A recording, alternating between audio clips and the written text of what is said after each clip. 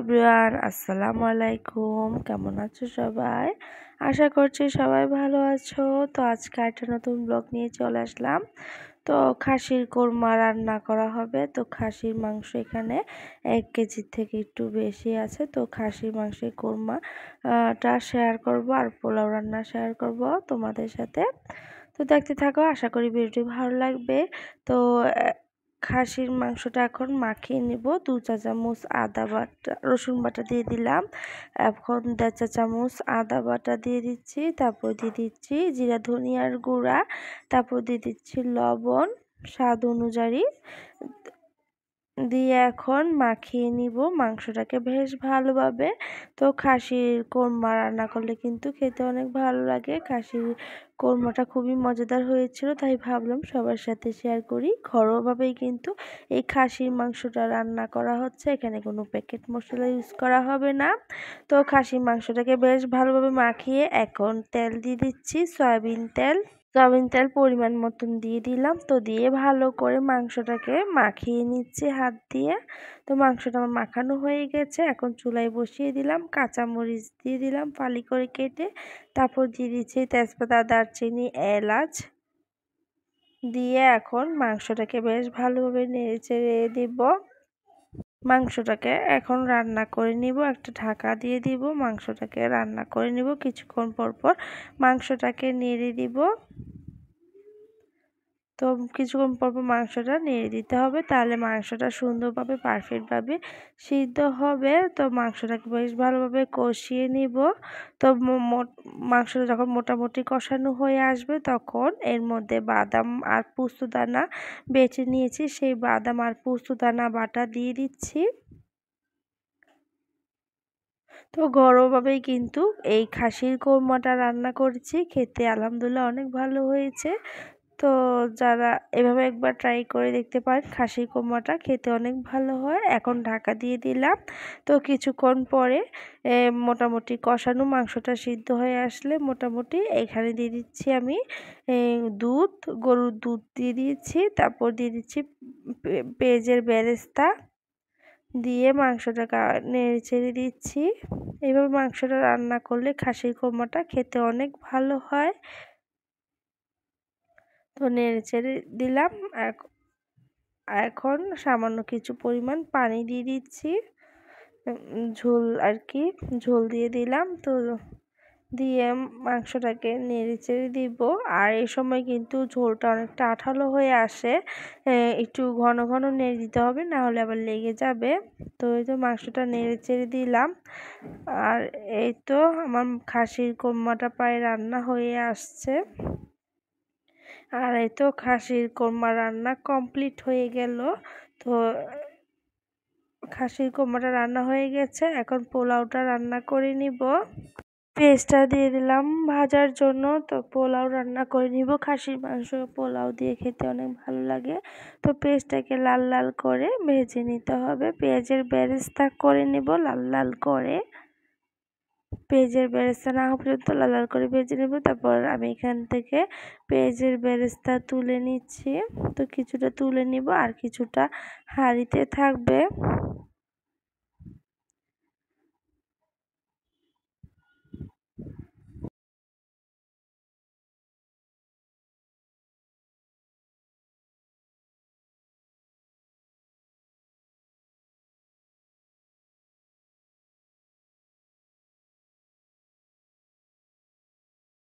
এখন দিয়ে দিচ্ছি তেজপাতা আর দারচিনি,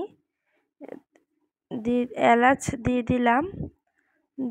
দিলাম, এখন কিছুক্ষণ ভেজে নেব। আর দিয়ে দিচ্ছি দুধ থেকে উঠানো তেলটা। এটা দিলে একদম গলে ঘি বাহির হয়, ঘিয়ের যে তেল সেটা বাহির হয়। তো সবসময় এইভাবেই রান্না করা হয়। আর এখন দিয়ে দিচ্ছি পোলাও চাল। তো পোলাও চালটা দিয়ে দিলাম। তো পোলাও চালটাকে ভেজে নিব। তো কিছুক্ষণ সময় নিয়ে পোলাও চালটাকে নেড়ে চেড়ে ভেজে নিতে হবে। আর খাসির কোরমার সাথে কিন্তু পোলাও হলে বেশ ভালোই লাগে। আর খাসির মাংস আমার কাছে কিন্তু ঝাল মাংস হওয়ার থেকে কোরমাটা রান্না করলে খেতে বেশি ভালো লাগে, কারণ ঝাল মাংস ভালো লাগে না খাসির মাংস দিয়ে আমার কাছে। তো এক একজনের এক এক রকম আর কি পছন্দ। তো আমার কাছে খাসির কোরমাটাই বেশি ভালো লাগে। যখনই রান্না করি খাসির মাংস, খাসির কোরমাটাই করি। আর আমার বাসায় সবাই খাসির কোরমাটা পছন্দ করে ঝাল মাংসর থেকে। তো এখন পোলাওটা রান্না করে নিচ্ছি। এখন কিছু পরিমাণ রসুন বাটা দিয়ে দিলাম। তো রসুন বাটা দিয়ে দিলাম, দিয়ে রসুন বাটা দিলে পোলাওটা খেতে বেশি ভালো লাগে। আপনারা যারা পোলাও রসুন বাটা দেন না একটু দিয়ে দেখতে পারেন, অনেক ভালো লাগে। তো চালটাকে ভেজে নিচ্ছি লাল লাল করে, তো বেশি লাল লাল করব না। তো এখন দিয়ে দিচ্ছি লবণ। তো ভাজার মধ্যে লবণটা দিয়ে দিলাম, এতে চালটার সাথে ভালোভাবে মিক্স হয়ে যাবে।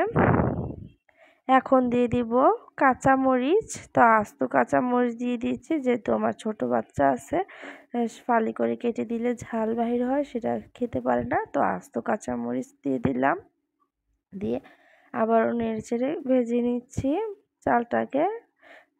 আমার চাল ভাজা হয়ে গেছে। এখন পরিমাণ মতন পানি দিয়ে দিচ্ছি, পরিমাণ মতন পানি দিয়ে দিলাম।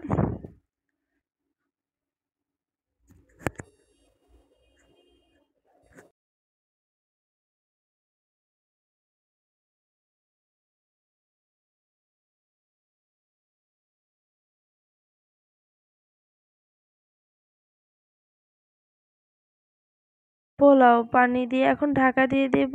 ফিরে আসছি রান্না হওয়ার পর। এই তো পানিটা শুকিয়ে এসেছে প্রায় ভালোভাবে। তো এখন নেড়ে চেড়ে দিচ্ছি, এর মাঝেও কয়েকবার নেড়ে চেড়ে দিয়েছি। তো পানিটা শুকিয়ে আসার পর আবারও নেড়ে চেড়ে দিচ্ছি। তো পোলাও চালটা আমার সিদ্ধ হয়ে গেছে। এখন এর মাঝে আমি রাখা পেঁয়াজের বেরেস্তাটা দিয়ে দিচ্ছি। পেঁয়াজের বেরেস্তাটা দিয়ে দিলাম। তো আমার পোলাও রান্না হয়ে গেছে। আর এই তো খাসির মাংসটা আমি বাটিতে সার্ভ করে নিলাম। এই যে খাসির কোরমাটা রান্না হয়ে গেছে, আর পোলাও রান্না হয়ে গেছে, আর সাথে আমি ডিম করে নিয়েছি। ডিমটা সিদ্ধ করে ভেজে নিয়েছি, ভালো লাগে পোলাওর সাথে খেতে। আর এখানে সালাদ করা হয়েছে, তো কিছু আস্ত শসা আর কিছু সালাদ। আমার হাজবেন্ড আবার সালাদ পছন্দ করে না, গোল গোল করে শসা কেটে নিয়েছি। আর এই তো এখান দিয়ে পোলাওটাও হয়ে গেছে, খুবই মজাদার একটি খাবার। তো এভাবে ঘরোয়াভাবে কিন্তু খাসির মাংস রান্না করলে অনেক খেতে ভালো লাগে, খাসির কোরমাটা।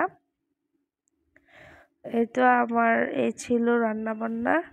তো কেমন লেগেছে খাসির মাংসের কোরমা আর পোলাওটা। তো এই তো আমি প্লেটে সাজিয়ে নিলাম খাওয়ার জন্য।